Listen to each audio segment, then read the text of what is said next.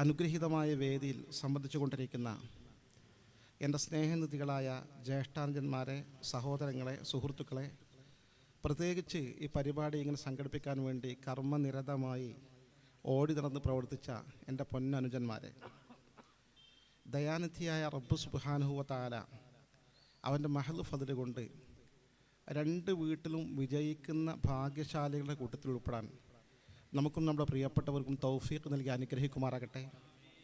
ഇന്നലകളിൽ ഈ പരിശുദ്ധ ദീനിനു വേണ്ടി, സുന്നത്ത് ജമാഅത്ത് നിലനിർത്താൻ വേണ്ടി കഠിനാധ്വാനം നടത്തിയ നമ്മുടെ പൂർവികരുടെ ശ്രമഫലമായിട്ടാണ് നമ്മളൊക്കെ ഇന്ന് സുന്നത്ത് ജമാഅത്തിൻ്റെ വിശ്വാസികളും പ്രചാരകരും പ്രവർത്തകരുമായി മാറിയത്. അവർക്കൊക്കെയും പ്രത്യേകിച്ച് ഈ നാട്ടിൽ വരുമ്പോൾ സയ്യിദ് മുഹമ്മദ് ഹാജി സാഹിബിനെ മറക്കാൻ കഴിയില്ല.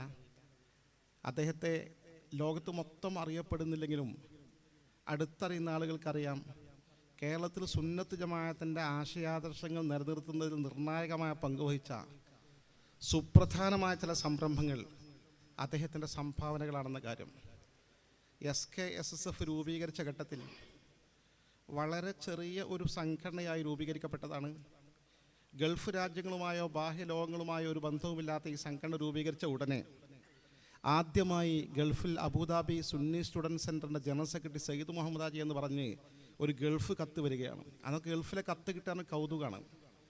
ആ കത്ത് പൊട്ടിച്ച് വായിച്ചപ്പോൾ, ഞങ്ങളുടെ സംഘടന നിങ്ങൾക്ക് എല്ലാവിധ സപ്പോർട്ടും ചെയ്യുന്നു, ഞങ്ങൾ മീറ്റിംഗ് കൂടി തീരുമാനിച്ചിട്ടുണ്ട്, എല്ലാവിധ സഹായ സഹകരണവും വാഗ്ദാനം ചെയ്യുന്നു എന്ന കത്ത് കിട്ടിയപ്പോൾ, ആ കത്ത് സംസ്ഥാന കമ്മിറ്റിയിൽ വായിച്ചപ്പോഴുണ്ടായ ആനന്ദത്തിൻ്റെ ആന്തോളനങ്ങൾ ഇന്നും വിസ്മരിക്കാൻ കഴിയുന്നില്ല. ഇന്ന് SKSSFൻ്റെ ആസ്ഥാനമായി നിലനിൽക്കുന്ന കോഴിക്കോട് ഇസ്ലാമിക് സെൻറ്ററിൻ്റെ ഫസ്റ്റ് അബുദാബിയിൽ വെച്ച് പ്ലാൻ വരച്ച് അതിന് ക്യാഷ് ഉണ്ടാക്കാൻ ആവശ്യമായ പദ്ധതികൾ ആസൂത്രണം ചെയ്ത് നേതൃത്വം കൊടുത്ത മഹാനായിരുന്നു അദ്ദേഹം. ഞാൻ ദീർഘിപ്പിക്കുന്നില്ല. അദ്ദേഹം ഉൾപ്പെടെ, നമ്മുടെ ബോംബെയിൽ ദീർഘകാലം സുന്നത്ത് ജമാഅത്തിനോട് പ്രവർത്തിച്ച ഖാദർ ബായി ഉൾപ്പെടെ, അദ്ദേഹത്തിൻ്റെ സഹോദരൻ, അതുപോലെ ഈ നാട്ടിൽ നിന്ന് മരണപ്പെട്ടു പോയ, നമ്മുടെ നാടുകളിൽ നിന്ന് മരണപ്പെട്ടു പോയ നമ്മുടെ പൂർവിക പിതാക്കളും പ്രഭാതാക്കളും മാതാപിതാക്കളും കുടുംബബന്ധുമിത്രാദികളും മഹല്ലുകൾക്ക് വേണ്ടി ദീനിന് വേണ്ടി പ്രവർത്തിച്ച് മരിച്ചുപോയ എല്ലാ ആളുകൾക്കും, പ്രത്യേകിച്ച് നമ്മുടെ മേഖലാ സെക്രട്ടറിയായി വർക്ക് ചെയ്തിരുന്ന ഷമീർ, ഈ അടുത്ത ദിവസമാണ് മരണപ്പെട്ടത്, അദ്ദേഹം ഉൾപ്പെടെയുള്ള എല്ലാ ആളുകൾക്കും കരുണാവാരിധിയായ റബ്ബ് സുബ്ഹാനഹു വ തആല മഗ്ഫിറത്തും മർഹമത്തും നൽകി അനുഗ്രഹിക്കുമാറാകട്ടെ. നാളെ റബ്ബിൻ്റെ ജന്നാത്തു നഈമിൽ അവരോടൊക്കെ ഒപ്പം, നമ്മുടെ ബന്ധപ്പെട്ടവരോടൊപ്പം നമുക്ക് ഒരുമിച്ച് കൂടാനും അവിടെ വെച്ച് കാണാനും പരസ്പരം സംവദിക്കാനും ഒക്കെ അള്ളാഹു നമുക്ക് തൗഫീഖ് നൽകി അനുഗ്രഹിക്കുമാറാകട്ടെ. ആമീൻ ദുആ ചെയ്യുകയാണ്. പ്രിയപ്പെട്ടവരെ, ഇവിടെ സൂചിപ്പിച്ചിരിക്കും, SKSSFൻ്റെ കീഴിൽ എല്ലായിടത്തും ഇത്തരം ആദർശ സമ്മേളനങ്ങൾ നടന്നുകൊണ്ടിരിക്കുകയാണ്. എന്താണ് ആദർശ സമ്മേളനത്തിൻ്റെ ആവശ്യകത എന്ന് വെച്ചാൽ, പരിശുദ്ധമായ ദീൻ അതിനൊരു പോറലും ഏൽക്കാതെ, അതിൽ ഒന്നുപോലും വെട്ടിമാറ്റാതെ, അതിലേക്ക് എന്തെങ്കിലും അഡീഷണലായി കൂട്ടിച്ചേർക്കപ്പെടാതെ, അതിൻ്റെ ഒറിജിനാലിറ്റി യൗമുൽ ഖിയാമത്ത് വരെ അള്ളാഹു കാത്ത് സൂക്ഷിക്കും, നിലനിർത്തും എന്ന് ഖുർആൻ സൂചിപ്പിക്കുന്നുണ്ട്, ഹദീസുകൾ സുവ്യക്തമായും പറഞ്ഞിട്ടുണ്ട്.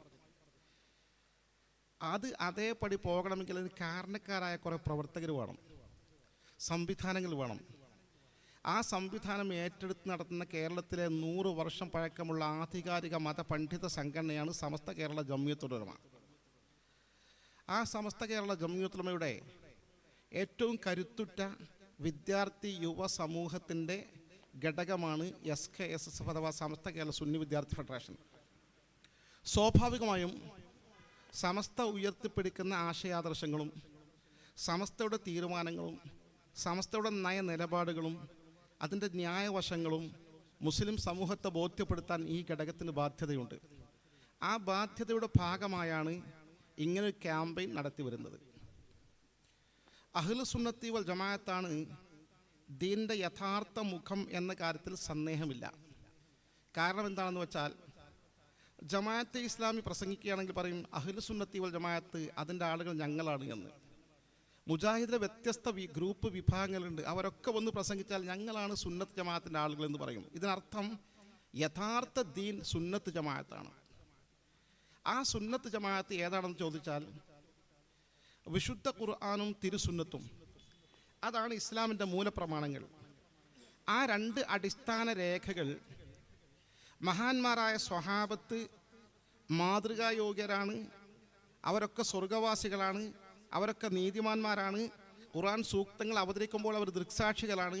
നബി തങ്ങളൊരു വചനം പറയുമ്പോൾ അതിൻ്റെ സാഹചര്യം നേരിട്ട് അനുഭവിച്ചറിഞ്ഞവരാണ്. അവർ ആ ഖുർആനും ഹദീസും വിശദീകരിച്ച് വ്യാഖ്യാനിച്ച് കൈമാറിത്തന്നത് എങ്ങനെയാണോ അത് അതേപടി അംഗീകരിക്കുന്നവരുടെ പേരാണ് അഹ്ലു സുന്നത്തി വൽ ജമാ. അഹ്ലു സുന്ന എന്ന് പറഞ്ഞാൽ ഖുർആനും സുന്നത്തും അംഗീകരിക്കുന്ന ആളുകൾ. സുന്നത്ത് എന്നാൽ ഹദീസ് എന്നാണ് അർത്ഥം. ഹദീസ് എന്നാൽ നബി തങ്ങളുടെ വാക്കുകളും പ്രവൃത്തികളും ഒക്കെ ഉൾക്കൊള്ളുന്ന നബിയുടെ ജീവിത മാതൃകയാണ്. അത് കൃത്യമായി രേഖപ്പെടുത്തി വച്ചിട്ടുണ്ട്. ഖുർആനും രേഖപ്പെടുത്തി വെച്ചിട്ടുണ്ട്. ഈ ഖുർആനും ഹദീസും. പക്ഷെ ഖുർആനും ഹദീസും എന്ന് പറഞ്ഞാൽ പോരാ.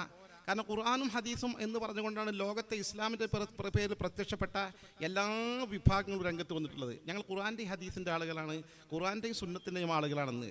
അവിടെയാണ് വേർതിരിവ്. വൽ ജമാ, സ്വഹാബത്ത് എന്ന ജമാഅത്തിന് വിധേയമായി ഖുർആനും ഹദീസും അംഗീകരിക്കുന്ന ആളുകൾ.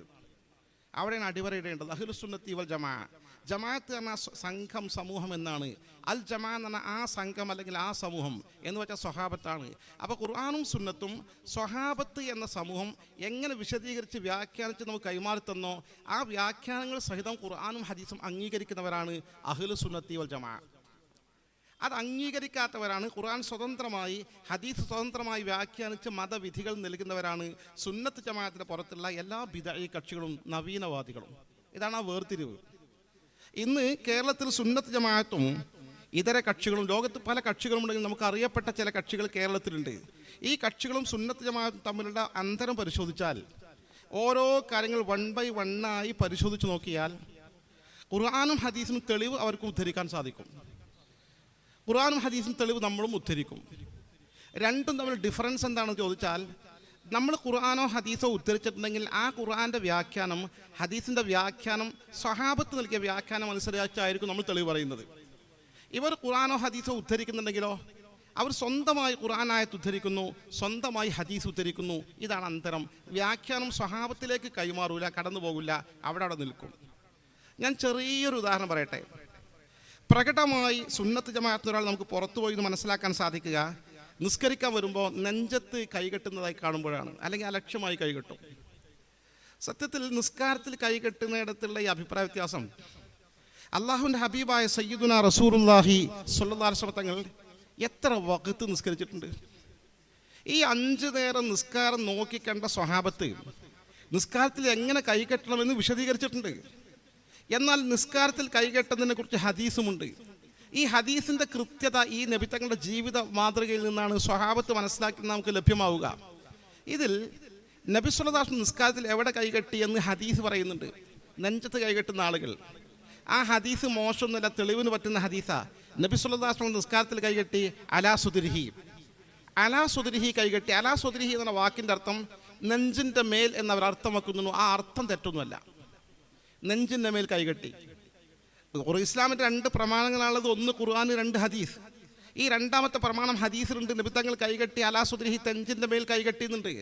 അലാ സുദ്രിഹി എന്ന് പറഞ്ഞാൽ നെഞ്ചിൻ്റെ മേൽ എന്ന അർത്ഥം വെച്ചാൽ തെറ്റില്ല, ഭാഷാർത്ഥം ശരിയാണ്. പക്ഷേ അതിന് പ്രത്യേകം എന്ന് വെച്ചാൽ അഹ്ലു സുന്നത്തി വൽ ജമാഅത്തിൻ്റെ ആളുകളും പറയുന്നത് ഇതേ ഹദീസാണ് നെഞ്ചിൻ്റെ താഴെ കൈകെട്ടാൻ.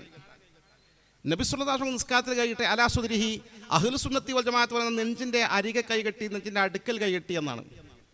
അതെങ്ങനെയാണ്? അലാ സുദ്രിഹി എന്ന വാക്കിന് ഭാഷയിൽ 2 അർത്ഥമുണ്ട്, പല അർത്ഥമുണ്ട്. ഞാൻ പ്രസക്തമായ 2 അർത്ഥം പറയാം. ഒന്ന് നെഞ്ചിൻ്റെ മേൽ, മറ്റൊന്ന് നെഞ്ചിൻ്റെ അരികെ.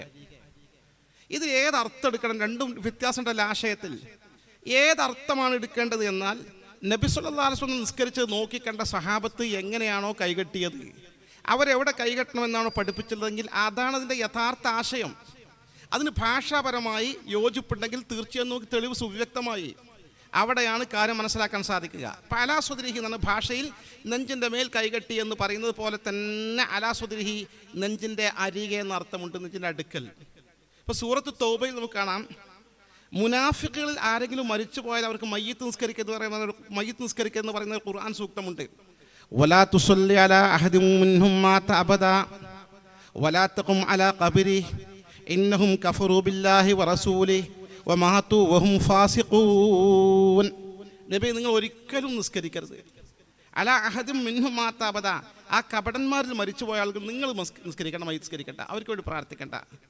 വലാ തഖും അലാ ഖബരിഹി, അവൻ്റെ ഖബറിൻ്റെ അരികിൽ നിങ്ങൾ പ്രാർത്ഥിക്കുകയും വേണ്ട.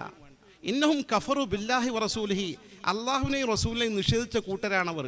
മാത്തൂവഹും ഫാസിഖൂൻ, ദുർമാർഗികളായി മരിച്ചു പോവുകയും ചെയ്തിട്ടുണ്ട്. അവർക്ക് നിങ്ങൾ മയ്യിത്ത് നിസ്കരിക്കണ്ട. അപ്പോൾ ഈ ആയത്തിൽ നിങ്ങൾ ശ്രദ്ധിച്ച് നോക്കി, ലാ തുസല്ലി അലാ അഹദിൻ മിൻഹും മാത അബദ, അവരിൽ മരിച്ചവർക്ക് മയ്യിത്ത് നിസ്കരിക്കണ്ട.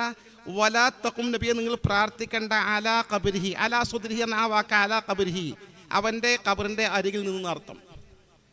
അല്ലെങ്കിൽ അലക്ക് മേലെന്ന് മാത്രമാണ് അർത്ഥമെങ്കിൽ അലാ ഖബരി, അവൻ്റെ ഖബറിൻ്റെ മേൽ കയറുന്ന് പ്രാർത്ഥിക്കേണ്ടതല്ല. അങ്ങനെ പറയില്ലോ, കാരണം ഖബറിൻ്റെ മേലെ കയറുന്ന ആരും പ്രാർത്ഥിക്കാറില്ല, കയറാനും പാടില്ല. അപ്പോൾ അലാ ഖബരി ഇവിടെ ഖബറിൻ്റെ അരികിൽ നിന്നാണ്.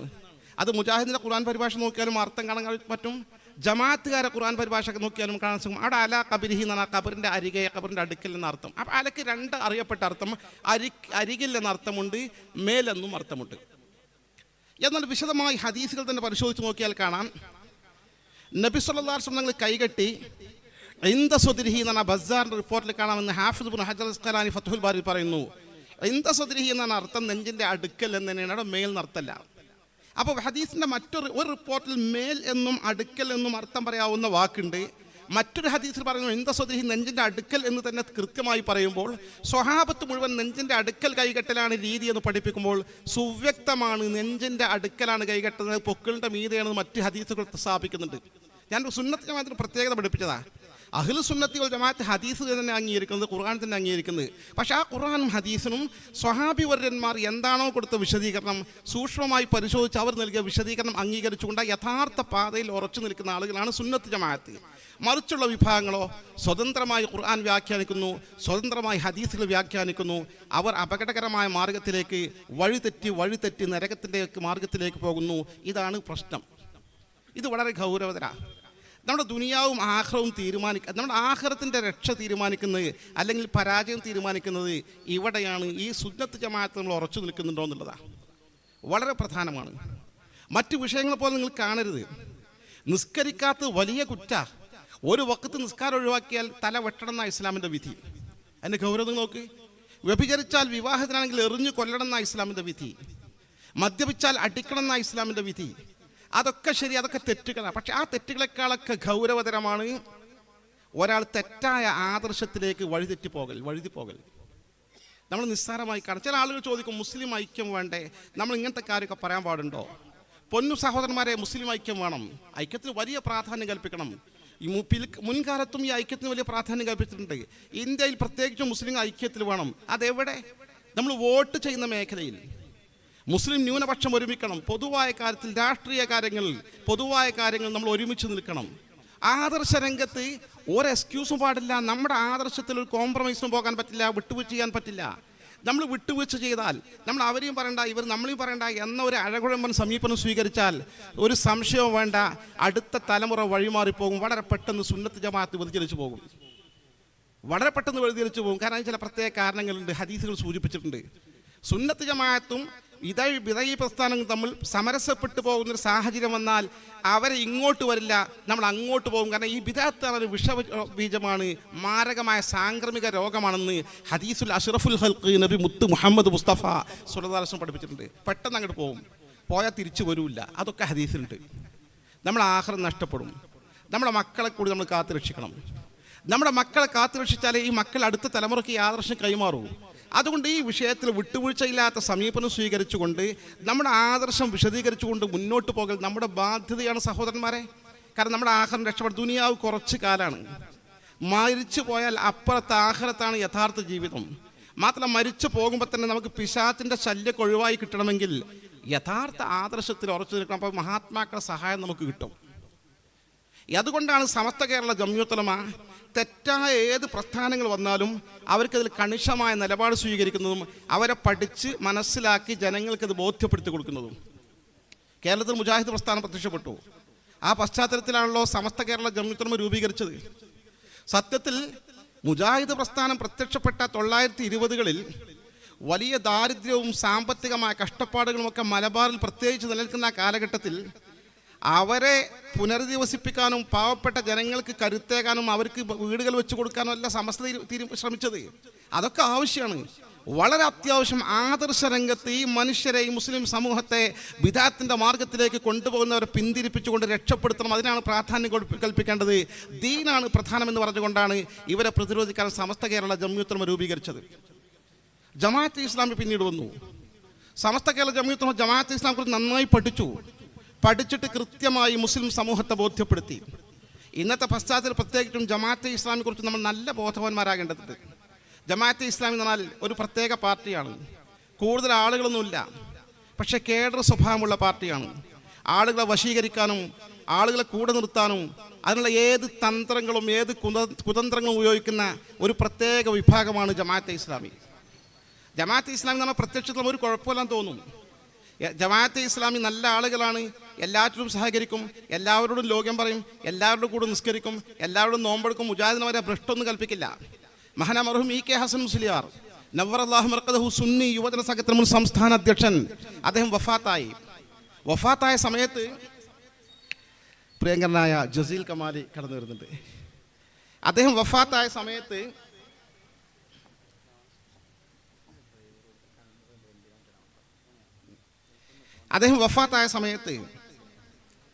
അദ്ദേഹത്തിൻ്റെ മയ്യിത്ത് നിസ്കാരത്തിൽ പങ്കെടുക്കാൻ വേണ്ടി ജമാഅത്തെ ഇസ്ലാമിൻ്റെ അന്നത്തെ കേരള അമീർ സജീവമായി രംഗത്ത് വന്നു.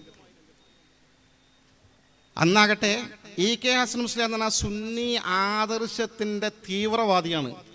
മുജാഹിദ് ജമാഅത്തുമായി സന്ധിയില്ലാ സമരം നടത്തിയ പ്രമുഖനായ നായകനായിരുന്നു. ഒരു വിട്ടുവീഴ്ച അവരുടെ കാര്യത്തിൽ ചെയ്തിട്ടില്ല. ആ ഹസൻ മുസ്ലിയാരെ കുറിച്ച് മുശ്രിക്ക് എന്നാണ് അവർ പറയുന്നത്. നേരത്തെ മുജാഹിദിൻ്റെ നേതാവ് ഉമർ മൗലവി എന്ത് ചെയ്തു? ഹസൻ മുസ്ലിയാർ മഹാനായ രോഗശൈലിയിൽ കിടക്കുമ്പോൾ അദ്ദേഹത്തിന് കത്തയച്ചു, അസ്ലിം തസ്ലം, വാട്സപ്പ് മെസ്സേജ് കൊടുക്കാമെന്ന് വഴിയില്ലല്ലോ, നിങ്ങൾ മുസ്ലിം ആകണം, എന്നപ്പം നിങ്ങൾക്ക് രക്ഷപ്പെടും, നിങ്ങളെ പിൻഗാമികൾ രക്ഷപ്പെടും എന്ന് പറഞ്ഞ് കത്തയച്ച ആളാ ഇപ്പോൾ മുശ്രിക്കായി മരിക്കാൻ പോവാണ്, വേഗം മുസ്ലിമായിക്കോ പറഞ്ഞത്. ഏതാ കേസി ഈ അന്നത്തെ ജമാഅത്തെ ഇസ്ലാമിൻ്റെ അമീർ എന്താണ് ചെയ്തത്? അമീർ ചെയ്ത് മയ്യിത്ത് നിസ്കാരത്തിന് മുന്നിൽ പോയിരുന്നു, അല്ലാഹു മഗ്ഫിർ ലഹു വറഹംഹു, ഹസൻ മുസ്ലിയാർക്ക് പുറത്തു കൊടുക്കണേ, സത്യത്തിൽ മുശ്രിക്കുകൾ കൊണ്ട് പൊറുക്കലും തേടാൻ പാടില്ല. ഞാൻ ഓർക്കുകയാണെന്ന് പ്രബോധനത്തിൽ ഞാൻ വായിച്ചു, ഒരു ചോദ്യം വന്നു.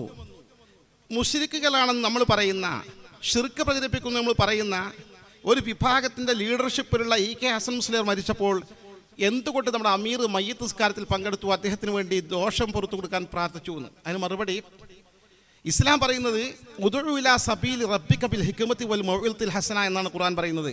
ഇസ്ലാമിക പ്രബോധനം നിർവഹിക്കേണ്ടത് തന്ത്രപരമായിട്ടാണ്. ഇത് വലിയൊരു ജനാവലി അംഗീകരിക്കുന്ന നേതാവാണ് ഇ കെ ഹസൻ മുസ്ലിയാർ. അപ്പോൾ അദ്ദേഹത്തിൻ്റെ മയ്യിത്ത് നിസ്കാരത്തിൽ പങ്കെടുത്താൽ ആളുകളെ നമുക്ക് വശീകരിക്കാൻ സാധിക്കും. ഞാൻ ആ പദപ്രയോഗം അതുപോലെ വിചാരിക്കുന്നത്, ആശയം എന്ന് പറയുന്നത് ജനങ്ങളെ കൂടെ നിർത്താൻ സാധിക്കും. അതുകൊണ്ടാണ് അമീർ മയ്യിത്ത് നിസ്കാരത്തിൽ പങ്കെടുത്തത്. നോക്ക് നിങ്ങൾ, അവരുടെ ശൈലിയത പ്രത്യക്ഷത്തിലൊരു കുഴപ്പം കാണൂല, പക്ഷെ മഹാ അപകടകാരികളാണ്. ഞാൻ വ്യക്തിപരമായി അവർ അപകടകാരികൾ, അവരുടെ ആശയത്തെക്കുറിച്ചാണ് ഞാൻ പറയുന്നത്. എന്തെന്ന് വെച്ചാൽ ഈ ജമാഅത്തെ ഇസ്ലാമിയുടെ സ്ഥാപകൻ എന്ന് പറഞ്ഞാൽ പഴയ കാലത്ത് നമ്മൾ ഷെയ്ഖുൽ ഇസ്ലാം ഇബ്നു തൈമിയ, ഷെയ്ഖ് മുഹമ്മദ് അബ്ദുൽ വഹാബ് എന്നൊക്കെ പറയുന്ന പോലെ പഴയകാലത്തെ ബിദഈ പ്രസ്ഥാനങ്ങളുടെ ലീഡർഷിപ്പുള്ള ആളല്ല. ഈ പറയുന്ന അബുൽ ആല മൗദൂദി എന്ന് പറയുന്ന മനുഷ്യൻ, അദ്ദേഹം മരിച്ച് നമ്മളൊക്കെ ഒപ്പം ജീവിച്ചുകൊണ്ട് മരിച്ചതാ. ഞാൻ ദർസിൽ പഠിക്കുന്ന കാലത്ത് SSLC ഒക്കെ പാസ്സായ ശേഷം ദർസിൽ 2 കൊല്ലം പഠിച്ച് ഒരു ദിവസം പത്രം വായിക്കുമ്പോൾ അബുൽ ആല മൗദൂദി അന്തരിച്ചു എന്ന വാർത്ത വായിക്കുന്നത്. 1979 അദ്ദേഹം മരിച്ചത് എന്ന് പറഞ്ഞാൽ ഞാൻ പറയാം, പഴയ കാലത്തെ മശായിഖ്മാരിൽപ്പെട്ട ആൾക്കാരെന്ന് വഴിതെറ്റിപ്പോയ ആളൊന്നുമല്ല. ഇദ്ദേഹത്തെക്കുറിച്ച് പറയുകയാണെങ്കിൽ ഇദ്ദേഹത്തിന് അപകടകരമായ വലിയ ആശയങ്ങളുണ്ട്. വലിയ പാണ്ഡിത്യണ്ടായിട്ടില്ല, പാണ്ഡിത്യത്തിൻ്റെ കാര്യം ഞാൻ സൂചിപ്പിക്കാം. വലിയ അപകടകരമായ ആശയങ്ങൾ മുന്നോട്ട് വെച്ചത് കേരളത്തിൽ എന്നല്ല ലോകത്ത് ഇസ്ലാമിക സമൂഹത്തിൽ ആരും പറയാത്ത, പൂർവികരൊന്നും പറയാത്ത ഒരു പുതിയ ആശയം അദ്ദേഹം മുന്നോട്ട് വെച്ചു. രാഷ്ട്രീയമാണ് അദ്ദേഹത്തിൻ്റെ ലക്ഷ്യം. രാഷ്ട്രീയം അദ്ദേഹത്തിൻ്റെ പാർട്ടിക്ക് മാത്രമല്ല, ലോകത്ത് ഇന്നും നിലവിലെ ഇഖ്വാൻ മുസ്ലിം ഉണ്ട്, മുസ്ലിം ബ്രദർഹുഡ്, അവർക്കും രാഷ്ട്രീയമാണ് ലക്ഷ്യം. പൂർവ്വകാലത്ത് ഖവാരിജ് പ്രസ്ഥാനമുണ്ട്, അവർക്കും രാഷ്ട്രീയം ലക്ഷ്യമാക്കി ഒരുപാട് സംഘടനകൾ ചരിത്രത്തിൽ കടന്നു വന്നിട്ടുണ്ട്. ഇദ്ദേഹം എന്ത് ചെയ്തു പറഞ്ഞാൽ സൈദ്ധാന്തികമായി ഇസ്ലാമിൽ 4 സാങ്കേതിക പദങ്ങളുണ്ട്. ഒന്ന് ഇലാഹ്, മറ്റൊന്ന് റബ്ബ്, ഇബാദത്ത്, ദീൻ. ഈ 4 വാക്കുകൾ, ഇതാണ് ഇസ്ലാമിലെ മൂലമായി അടിസ്ഥാനമായി നമ്മൾ പഠിച്ചിരിക്കേണ്ട 4 കാര്യങ്ങൾ. ഈ 4 കാര്യങ്ങൾ പഠിച്ചാൽ ദീനൊക്കെ കിട്ടി. ഈ 4 കാര്യങ്ങൾ കൃത്യമായി പഠിച്ചിട്ടില്ലെങ്കിൽ ദീനും കിട്ടൂല, ഇസ്ലാമും കിട്ടൂല, തൗഹീദും കിട്ടൂല, ശിർക്കും മനസ്സിലാകൂല. അങ്ങനെ തന്നെ ആൾ എഴുതി. ഞാൻ ആ വാചകം ഒന്ന് വായിച്ച് കേൾപ്പിക്കാം. അദ്ദേഹം എഴുതിയത് ഈ പ്രമുഖ പണ്ഡിതനായ യൂസുഫ് ബിൻ നൂരി അറബിയിലേക്ക് വിവർത്തനം ചെയ്ത് എഴുതിയത് അർബഉ മുസ്തലഹാത്തിൻ അസാസിയ ലിൽ ഖുർആൻ, 4 ഖുർആനിലെ അടിസ്ഥാനപരമായ വാക്കുകൾ. മൻ അറഫഹ അറഫൽ ഖുർആൻ, അത് 4 മനസ്സിലാക്കിയാൽ ഖുർആൻ മനസ്സിലായി. വമല്ലം യാരിഫ് ഹലം യാരിഫിൽ ഖുർആൻ, അതില്ലെങ്കിൽ ഖുർആൻ അറിയില്ല. വലം യാരിഫ് തൗഹീദ, തൗഹീദ് അറിയില്ല. വലം യാരിഫ് ഷിർക്ക, ഷിർക്ക് അറിയില്ല. വലം യാരിഫ് അന്നൽ ഇബാദില്ലാഹി വഹദ, അള്ളാഹുവിന് മാത്രമാണ് ഇബാദത്ത് ചെയ്യണമെന്ന് അറിയില്ല. നേരത്തെ ഫമൻ ഖഫിയത്ത് അലൈഹി മുസ്തലഹാത്ത്, ഈ 4 സാങ്കേതിക വാക്കുകൾ ഒരാൾക്ക് മനസ്സിലായില്ലെങ്കിൽ ഖഫി അലൈഹി ഫഹ്മുൽ ഖുർആൻ, ഖുർആൻ അയാൾക്ക് മനസ്സിലാക്കാൻ സാധിക്കൂല. വൈൻകാന മുഅ്മിനാണെങ്കിലും റഗ്മി മിൻ കൗനിഹി മുഅ്മിനൻ, അവൻ മുഅ്മിനാണെങ്കിൽ കൂടി യകൂൻ നാഖിസൽ അഖീദ, അവൻ്റെ വിശ്വാസ പ്രമാണങ്ങൾക്ക് ഭംഗം വരും. വൽ അമലിനും ഭംഗം വരുമെന്ന് അദ്ദേഹം തൻ്റെ ഖുർആൻ കി 4 ബുനിയാദി ഇസ്തിലാഹീൻ എന്ന പുസ്തകത്തിൻ്റെ പേജ് നമ്പർ 13 എഴുതി വെച്ചിട്ടുണ്ട്. എന്ന് വെച്ചാൽ ആരും പറയാത്തൊരു പുതിയ വിഷയമാണിത്. ഇസ്ലാമിൽ നമ്മൾ എത്രയോ കാലം നമ്മൾ ആളുകളൊക്കെ പഠിച്ചിട്ടുണ്ട്, ലോകത്തെ മുസ്ലിങ്ങളൊക്കെ പഠിച്ചിട്ടുണ്ട്. 14 നൂറ്റാണ്ടായി. ഈ 13 നൂറ്റാണ്ട് കഴിഞ്ഞിട്ടാണ് ഇദ്ദേഹം പുതിയ ആശയം കൊണ്ടുവന്നത്.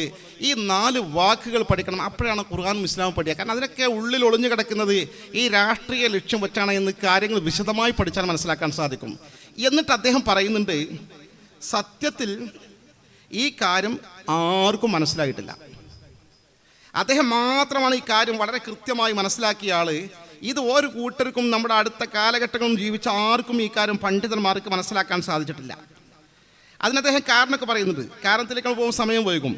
അദ്ദേഹം പറഞ്ഞു, ഈ 2 കാരണങ്ങളാൽ പിൽക്കാലത്തുന്ന ഭാഷാകൃതികളും വ്യാഖ്യാന ഗ്രന്ഥങ്ങളും തഫ്സീർ, ഖുർആൻ തഫ്സീറുകളും മിക്ക ഖുർആനിക പദങ്ങളും അവയുടെ മൗലികമായ ഭാഷാർത്ഥങ്ങൾക്ക് പകരം അന്ന് മുസ്ലിങ്ങൾ മനസ്സിലാക്കിയിരുന്ന അർത്ഥങ്ങളിൽ വിശദീകരിച്ചു തുടങ്ങി. അത്രമാത്രം പഴയ കാലത്ത് മനസ്സിലാക്കി ഇങ്ങനെ പോരുന്ന പാരമ്പര്യമായി പോരാന്നല്ലാതെ ഖുർആൻ മുഫസ്സിറുകൾക്ക് പോലും യഥാർത്ഥത്തിൽ ഇതിൻ്റെ ആശയം കൃത്യമായി മനസ്സിലാക്കാൻ സാധിച്ചില്ല.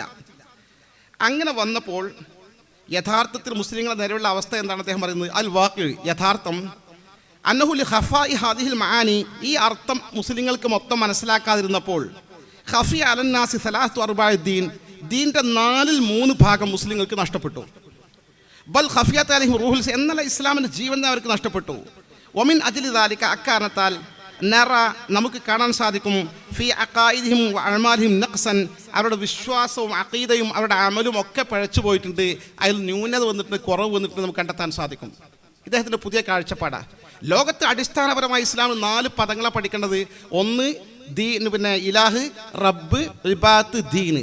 ഇതാർക്കും കൃത്യമായി മനസ്സിലാക്കാൻ സാധിച്ചില്ല. ഖുർആൻ മുഫസ്സിറുകൾക്ക് പോലോ ഭാഷാ പണ്ഡിതന്മാർക്ക് ഒന്നും മനസ്സിലാക്കാൻ സാധിച്ചില്ല. ഇദ്ദേഹത്തിന് മനസ്സിലായിട്ടുണ്ട്. ഇത് മനസ്സിലാക്കാത്തത് കൊണ്ട് ലോക മുസ്ലിം ജനസമൂഹത്തിന് ദീനിൻ്റെ 4/3 ഭാഗം നഷ്ടപ്പെട്ടു. നമ്മളൊക്കെ ദീനിൻ്റെ 4/3 ഭാഗം നഷ്ടപ്പെട്ട ആളുകളാണ്. ഈ തരത്തിൽ പുതിയ തിയറി കൊണ്ടുവന്നിട്ട്, പുതിയ സിദ്ധാന്തം കൊണ്ടുവന്നിട്ടുണ്ട്. അതിലൊറ്റ ഭാഗം ഞാൻ നിങ്ങളെ വായിച്ച് പറയാം. 4-1 ഇബാദത്ത്. ഇബാദത്ത് എന്നാൽ ലോക ചരിത്രത്തിൽ ഒരാളും പറയാത്ത പുതിയൊരു വിശദീകരണം അദ്ദേഹം കൊടുത്തു. ഇബാദത്ത് എന്നാൽ എല്ലാ പൂർവ്വകാല മുഫസ്സിറും രേഖപ്പെടുത്തി വെച്ച അർത്ഥമുണ്ട്. അഖ്സ ഗോയത്തിൽ ഹുദു തദല്ലുൽ, ഞാനത് വിശദീകരിക്കുന്നില്ല. ഇദ്ദേഹം കൊടുത്ത വിശദീകരണം, ഇബാദത്ത് എന്നാൽ ആരാധന, അനുസരണം, അടിമവേല. അപ്പം ലാ ഇലാഹ ഇല്ലല്ലാഹ്, അല്ലാഹു അല്ലാതെ മറ്റൊരാളും അനുസരിക്കപ്പെടാൻ പാടില്ല. അള്ളാഹുവിൻ്റെതല്ലാത്ത ഭരണകൂടത്തെ അനുസരിക്കപ്പെടാൻ പാടില്ല. അതേ അവിടേക്കാണ് കൊണ്ടുവരുന്നത്, ഭരണകൂടത്തിലേക്കാണ് കൊണ്ടുവരുന്നത്. ലാ ഇലാഹ ഇല്ലല്ലാഹ്, അള്ളാഹുവിൻ്റെതല്ലാത്ത ഭരണകൂടത്തെ അനുസരിക്കപ്പെടാൻ പാടില്ല. ലാ ഇലാഹ ഇല്ലല്ലാഹ് ഒരാൾ എതിര് ചെയ്താലും മുശ്രിക്കാവും. അപ്പോൾ ലാ ഇലാഹ ഇല്ലല്ലാഹ്, അള്ളാഹു അല്ലാതെ ഇലാഹില്ല എന്ന് പറഞ്ഞാൽ അള്ളാഹു അല്ലാത്തൊരു ഭരണകൂടത്തെ അനുസരിക്കപ്പെടാൻ പാടില്ല. അനുസരിച്ചാൽ ആൾ മുശ്രിക്കാവും. വളരെ അപകടകരമായ ആശയം, ലോക ചരിത്രത്തിൽ ആരും കൊണ്ടുവരാത്തൊരാശയം. നമ്മൾ ഈ കാണുന്ന പോലെ ജമാഅത്തെ ഇസ്ലാമിൻ്റെ ആശയം. എന്നിട്ട് അവർ പറഞ്ഞു പഠിപ്പിച്ച ആശയങ്ങൾ പുതിയ ജനറേഷന് അറിയില്ല. എന്തൊക്കെ ഗുരുതരമായ ആശയങ്ങളാണ് പഠിപ്പിച്ചത്. കാരണം ഈ ഗവൺമെൻറ്റിന് അനുസരിച്ചാൽ ഷിർക്കാവൂല എന്ന് ലാ ഇലാഹ ഇല്ലല്ലാഹ് അർത്ഥം വെക്കാനാണ് ഈ ഇലാഹ്, ഈ ഇബാദത്ത്, ഈ ദീന്, ഈ റബ്ബിന് പുതിയ അർത്ഥമാണ് ഉണ്ടാക്കി തീർത്തത്. ഞാൻ പറയട്ടെ, ഇബാദത്തിന് ആരാധന, അനുസരണം, അടിമവേല, അല്ലെങ്കിൽ ലാ ഇലാഹ ഇല്ലല്ലാഹ് അല്ലാഹു അല്ലാതെ അനുസരിക്കപ്പെടാൻ അർഹനില്ല എന്ന് ലോക ചരിത്രത്തിൽ അബുൽ അഅല മൗദൂദി എന്ന 979 മരിച്ച മനുഷ്യനാണ്. അദ്ദേഹത്തിന് മുമ്പ് ലോക ചരിത്രത്തിൽ ഏതെങ്കിലും ഒരു പണ്ഡിതൻ പറഞ്ഞതായി ഏതെങ്കിലും ഒരു തെളിവിൻ്റെ ശകലമുണ്ടെങ്കിൽ കൊണ്ടുവരാൻ സാധിക്കുമോ? കൊണ്ടുവരാൻ കഴിയില്ല. പുതിയ ഗവേഷണം, പുതിയ ചിന്താഗതി. എന്നിട്ട് ഈ സിദ്ധാന്തം പുതിയ അർത്ഥം പഠിപ്പിച്ചിട്ട് അദ്ദേഹം പറഞ്ഞു, അപ്പോൾ ലാ ഇലാഹ ഇല്ലല്ലാഹ് അല്ലാഹു അല്ലാ അനുസരിക്കപ്പെടാൻ അർഹനില്ല, അല്ലാഹു അല്ലാത്ത ഗവൺമെൻറ് അനുസരിക്കപ്പെടാനും പാടില്ല. അപ്പോൾ ഇന്ത്യ ഗവൺമെൻറ്റോ? ഇന്ത്യ ഗവൺമെൻറ് അനുസരിക്കാൻ പാടില്ല. ഇന്ത്യ ഗവൺമെൻറ് അനുസരിക്കാൻ പാടില്ലെന്ന് മാത്രമല്ല, ലാ ഇലാഹ ഇല്ലല്ലാഹ്ക്ക് എതിരാണെങ്കിൽ മുശ്രിക്കാവും. അപ്പോൾ അദ്ദേഹം സ്ഥാപിച്ചു, അവർ എഴുതി വെച്ചു, ജമാഅത്ത് ഇസ്ലാം പഠിപ്പിച്ചു, ഇന്ത്യൻ ഭരണഘടനയെ അനുസരിക്കൽ ഷിർക്കാണ്. ഇന്ത്യയിലെ തെരഞ്ഞെടുപ്പിൽ മത്സരിക്കൽ ഷിർക്കാണ്, തെരഞ്ഞെടുപ്പിൽ വോട്ട് ചെയ്യൽ ഷിർക്കാണ്, സർക്കാർ ജോലി സ്വീകരിക്കൽ ഷിർക്കാണ്, എയ്ഡഡ് അൺഎയ്ഡഡ് മേഖല വിദ്യാഭ്യാസം നടത്തൽ ഷിർക്കാണ്, സർക്കാർ സ്ഥാപനങ്ങളിൽ കുട്ടികളെ പഠിപ്പിക്കാൻ പറഞ്ഞേക്കൽ ഷിർക്കാണ്, ഇന്ത്യയിലെ കോടതികളെ സമീപിക്കൽ ഷിർക്കാണ്. ഇതൊക്കെ ജമാഅത്തെ ഇസ്ലാമി പഠിപ്പിച്ചതാണ്. അബുൽ അല മൗദൂദി ആശയം അവരുടെ വാരികകളിലൂടെ അവരുടെ പുസ്തകങ്ങളിലൂടെ നിരന്തരം നമ്മൾ പഠിപ്പിച്ച കാര്യങ്ങളാണ്. ഒ അബ്ദുള്ള ജമാഅത്തെ ഇസ്ലാമിൽ പിൻവാങ്ങിയ ശേഷം അദ്ദേഹം പ്രസംഗിച്ചിരുന്നു, എഴുതിയിരുന്നു, ഞങ്ങൾക്കൊക്കെ ഗവൺമെൻറ് ജോലി രാജിവെക്കണമെന്ന് പറഞ്ഞുകൊണ്ട് കത്തയച്ചത് ഇന്ത്യൻ തപ്പാൽ കാർഡിലൂടെയാണ്. കാരണം ഗവൺമെൻറ്റിനോട് സഹകരിക്കാൻ പാടുന്നത് ഷിർക്കാണ്. ഈ തപ്പാൽ കാർഡും ഗവൺമെൻറ് അല്ലേ, ഇന്ത്യ ഗവൺമെൻറ് അല്ലേ. അപ്പോൾ അതിൽ കത്തയച്ചുകൊണ്ട് നിങ്ങൾ രാജിവെക്കുന്ന ഒരു ഷിർക്ക് ചെയ്തുകൊണ്ടാണ് കത്തയക്കുന്നത്, ഷിർക്ക് ഇന്ന് പിൻവാങ്ങാൻ. ഇത്തരം അപകടകരമായ ആശയങ്ങൾ വെച്ചു പുലർത്തിയിരുന്ന ജമാഅത്തെ ഇസ്ലാമി യഥാർത്ഥത്തിൽ ഈ പറഞ്ഞ ഷിർക്കൊക്കെ പിൻവലിച്ചു. ഇന്ത്യയിൽ നിലനിൽക്കണമെങ്കിൽ ഈ ലാ ഇലാഹ ഇല്ലല്ലാഹ് അവർ പറഞ്ഞ മൗദൂദി പറഞ്ഞ് അവർ പഠിപ്പിച്ച അർത്ഥം പൂർണ്ണമായും പിൻവലിച്ചേ തീരൂ എന്ന് മനസ്സിലാക്കി ഈ കഴിഞ്ഞ വർഷം ഭരണഘടന സമ്പൂർണ്ണമായി ഭേദഗതി ചെയ്തു. അതിനു മുമ്പ് തന്നെ ആശയത്തിൽ മാറ്റം വരുത്തിയിട്ടുണ്ട്. അവരിതൊക്കെ തിരുത്തി പറഞ്ഞു. അവർ പറഞ്ഞു ഇന്ത്യൻ ഭരണഘടന അംഗീകരിക്കൽ തൗഹീദാണ്, ഷിർക്കല്ല. ഇന്ത്യയിലെ തെരഞ്ഞെടുപ്പിൽ മത്സരിക്കൽ ഷിർക്കല്ല, ഇന്ത്യയിലെ തെരഞ്ഞെടുപ്പിൽ വോട്ട് ചെയ്യൽ ഷിർക്കല്ല, ഇന്ത്യയിൽ ഗവൺമെൻറ് ജോലി സ്വീകരിക്കൽ ഷിർക്കല്ല, ഇന്ത്യയിൽ വിദ്യാഭ്യാസം നടത്തിക്കൊണ്ടുപോകൽ ഷിർക്കല്ല, ഇന്ത്യയുടെ കോടതിയിൽ കേസ് കൊടുക്കൽ ഷിർക്കല്ല. ഇതൊക്കെ തിരുത്തി പറഞ്ഞു. യഥാർത്ഥത്തിൽ അവിടെ തന്നെ നമുക്ക് ഈ വൈരുദ്ധ്യം മനസ്സിലാക്കാൻ സാധിക്കും. എൻ്റെ പ്രിയപ്പെട്ടവരെ, ഒരു ലാ ഇലാഹ ഇല്ലല്ലാഹയുടെ അർത്ഥം അബുൽ ബഷർ ആദം അലൈഹിസ്സലാത്തു വസ്സലാം മുതൽ ഇന്നോളം ലോകത്ത് ചേഞ്ച് ആയിട്ടില്ല. അമ്പിയാക്കൾ അമലുകൾ മാറ്റം വന്നിട്ട് ശരീഅത്തിൽ മാറ്റം വന്നിട്ടുണ്ട്. ഇപ്പം നൂഹ് നബിൻ്റെ കാലത്തുള്ള ശരീഅത്തല്ല മൂസ നബിൻ്റെ കാലത്ത്, മൂസ നബി അലൈഹി ഇസ്ലാമിൻ്റെ കാലത്തുള്ള ശരീഅത്തല്ല നബിയുന മുഹമ്മദുൻ സ്വല്ലല്ലാഹു അലൈഹി വസല്ലമയുടെ കാലഘട്ടത്തിൽ. ശരീഅത്തിൽ മാറ്റം ഉണ്ട്. ആശയത്തിൽ, ആദർശ വിശ്വാസത്തിൽ ചേഞ്ചില്ല, ഒരു മാറ്റമില്ല. ലാ ഇലാഹ ഇല്ലല്ലാഹ് ഏത് കാലത്ത് പഠിപ്പിച്ചു, അതിൽ അർത്ഥത്തിൽ മാറ്റമില്ല. എന്നാൽ ജമാഅത്തെ ഇസ്ലാമി അർത്ഥം പഠിപ്പിച്ചു. ലാ ഇലാഹ ഇല്ലല്ലാഹ് എന്നാൽ അനുസരിക്കപ്പെടാൻ അർഹൻ അള്ളാഹു മാത്രമാണെന്ന് അർത്ഥം മാറ്റം വരുത്താതെ തന്നെ ഇത് ഷിർക്കൊക്കെ ആണെന്ന് പഠിപ്പിച്ച് വീണ്ടും ഷിർക്കല്ലാതാക്കി മാറ്റിയെന്ന് മാത്രമല്ല, ലോകത്തെ ഏറ്റവും വലിയ കൗതുകം ആ ഷിർക്ക് ചെയ്യാൻ വേണ്ടി, ആ തെരഞ്ഞെടുപ്പിൽ മത്സരിക്കാൻ വേണ്ടി, ആ തെരഞ്ഞെടുപ്പിൽ വോട്ട് ചെയ്യാൻ വേണ്ടി സ്വന്തം വെൽഫെയർ പാർട്ടി എന്ന പാർട്ടി രൂപീകരിച്ചുകൊണ്ട് പ്രവർത്തിക്കുന്ന വിരോധാഭാസം നമുക്ക് കാണാൻ സാധിക്കും. ഞാൻ സൂചിപ്പിച്ചത് ഈ രാഷ്ട്രീയ രംഗത്തേക്ക് കടന്നു വരാൻ മഹാനായ മർഹൂം വാണിയമ്പലം അബ്ദുറഹ്മാൻ മുസ്ലിയാർ ഈ പാർട്ടി വന്ന ഉടനെ പ്രഖ്യാപിച്ചു, ജമാഅത്തെ ഇസ്ലാമി ഒരു മതസംഘടനയല്ല, അത് രാഷ്ട്രീയത്തിൻ്റെ കുപ്പായമണിഞ്ഞ മതസംഘടനയാണെന്ന്. അവർക്ക് ദീർഘദർശനം നോക്കണം. ഇന്ന് യഥാർത്ഥത്തിൽ രാഷ്ട്രീയ പാർട്ടിയായി മാറിക്കഴിഞ്ഞിട്ടുണ്ട്. ഇന്ന് മതസംഘടന അവകാശപ്പെടാൻ പോലും കഴിയാത്ത വിധം ജമാഅത്തെ ഇസ്ലാമി മാറിക്കഴിഞ്ഞിട്ടുണ്ട്. ഈ തരത്തിൽ എല്ലാം ജമാഅത്തെ ഇസ്ലാമി മാറ്റി. ആശയം മാറ്റിയിട്ടില്ല, പ്രവൃത്തി പാത്തിൽ എല്ലാം മാറ്റി പിടിച്ചു നിൽക്കാൻ വേണ്ടി. ഇപ്പോൾ സത്യം പറഞ്ഞാൽ എന്താ ജമാഅത്തെ ഇസ്ലാമി നമ്മൾ വ്യത്യാസം എന്ന് ചോദിച്ചാൽ, ഇത്തരം കാര്യങ്ങൾ പരിശോധിച്ച് നോക്കിയാൽ പണ്ടൊരു കുട്ടി ചോദിച്ചാൽ മൽ ഫർഖു ബൈനൽ ഇൻസാനി വ ശൈത്താൻ എന്ന് കുട്ടി ഉസ്താദിനോട്, ഉസ്താദ് ശൈത്താനും മനുഷ്യൻ തമ്മിൽ എന്താ വ്യത്യാസം എന്ന് ചോദിച്ചു. ഉസ്താദിന് പെട്ടെന്നൊരു ആൻസർ പറയാൻ കഴിഞ്ഞില്ല. ഉസ്താദ് ഇങ്ങനെ പറഞ്ഞു, നേരെ ഓപ്പോസിറ്റ് രണ്ടും. എടാ ശൈത്താൻ്റെ കാല് നേരെ കിഴക്കോട്ടായിരിക്കും, മനുഷ്യൻ്റെ കാല് നേരെ പടിഞ്ഞാട്ടായിരിക്കും എന്ന് പറഞ്ഞു. വേറെന്താ സാറേ വ്യത്യാസം എന്ന് ചോദിച്ചു. എടാ ഇൻസാൻ്റെ മുഖം നേരെ പടിഞ്ഞാട്ടായിരിക്കും, ഷെയ്ത്താൻ്റെ മുഖം നേരെ കിഴക്കോട്ടായിരിക്കുന്നു. വേറെന്താ ഉസ്താദ് വ്യത്യാസം? ഇതൊക്കെ പടിഞ്ഞാട്ടും കിഴക്കോട്ടും. അപ്പോൾ ഉസ്താദ് ചോദിക്കുന്നോട് കുട്ടി ചോദിച്ചു, എന്നാ ഉസ്താദെ ആ ഷെയ്ത്താനുകൾ തിരിഞ്ഞാൽ പോരെ, എന്നാൽ ഇൻസാനാവൂലേ എന്ന് ചോദിച്ചു. ഈ പറഞ്ഞ പോലെയാണ് ജമാഅത്തെ ഇസ്ലാമിൻ്റെ അവസ്ഥ. ഈ പറഞ്ഞ ഷിർക്കൊക്കെ മാറ്റി പറഞ്ഞു. കേവലം നിലനിൽപ്പിന് വേണ്ടി, യഥാർത്ഥത്തിൽ ഒരു യഥാർത്ഥ മുസ്ലിമിന് തൻ്റെ വിശ്വാസം എന്ത് പ്രതിസന്ധികൾ വന്നാലും വിശ്വാസത്തിൽ മാറ്റം വരുത്താൻ കഴിയില്ലല്ലോ, തൗഹീദിൽ മാറ്റം വരുത്താൻ കഴിയില്ലല്ലോ, തൗഹീദിൻ്റെ ആശയത്തിൽ മാറ്റം വരുത്താൻ കഴിയില്ലല്ലോ. അത് പ്രകടമായി മാറ്റം വരുത്തിയ പാർട്ടിയാണ് ജമാഅത്തെ ഇസ്ലാമി. എന്ന് മാത്രമല്ല, വളരെ അപകടകരമായ ഒരുപാട് ആശയങ്ങൾ അവർക്കുണ്ട്. ജമാഅത്തെ ഇസ്ലാമിയുടെ അബുൽ അല മൗദൂദി എഴുതിയ പുസ്തകം ഞാൻ നേരത്തെ സൂചിപ്പിച്ചു, ഖുർആൻ കി ചാർ ബുനിയാദി ഇസ്തിലാഹൻ. ഈ പുസ്തകത്തിൻ്റെ മലയാള വിവർത്തനം ഇവരുടെ സാഹിത്യ വിഭാഗം പ്രസിദ്ധീകരിച്ചിട്ടുണ്ട്. ആ മലയാള പുസ്തകത്തിൽ പോലും കാര്യം അങ്ങനെ തന്നെ പരിഭാഷ കൊടുത്തിട്ടുണ്ട്. അറബി പുസ്തകത്തിൽ കൊടുത്ത പരിഭാഷ ഞാൻ നിങ്ങൾ വായിച്ചു കേൾപ്പിക്കാം. അദ്ദേഹം പറയുന്നത് അപകടകരമായ ആശയ. ഖുർആൻ സൂറത്തുൻ നസ്ർ എന്ന് പറഞ്ഞ സൂറത്തുണ്ട്. ഇദാ ജാ നസ്റുല്ലാഹി വൽ ഫത്ഹ്, ഇതാ വിജയം വന്നു കഴിഞ്ഞാൽ, അള്ളാഹുവിൻ്റെ സഹായക്കെട്ട് മുസ്ലിങ്ങൾ ശക്തി പ്രാപിച്ചു കഴിഞ്ഞാൽ, ആ ഖുർആൻ്റെ അവസാനം പറഞ്ഞ ഫസ്തഗ്ഫിറു നബിയെ, നിങ്ങൾ അള്ളാഹുവിൻ്റെ പൊറുക്കൽ തേടിക്കോളും, ഇന്നഹു കാന തവ്വാബ, അള്ളാഹു പുറത്തു തരും, അള്ളാഹു തൗബ സ്വീകരിക്കും എന്ന് പറഞ്ഞിട്ടുണ്ട്. അപ്പോൾ ഈ ആയത്തിൽ നബി തങ്ങളോട് എന്ത് ചെയ്തു? ഇസ്ലാമിൻ്റെ അവസാനം ഖുർആനൊക്കെ ഇറങ്ങിക്കൊണ്ടിരിക്കുന്ന ഘട്ടത്തിൽ നമ്മൾ വിജയിച്ചു, രക്ഷപ്പെട്ടു, മുസ്ലിം സമൂഹം ഉയർച്ച നേടി, വലിയ ആധിപത്യം നേടി, ഇനി നിങ്ങൾ ഇസ്തിഗ്ഫാർ ചെയ്തോ എന്നാണ് റസൂലുള്ളാഹിനോട് പറയുന്നത്.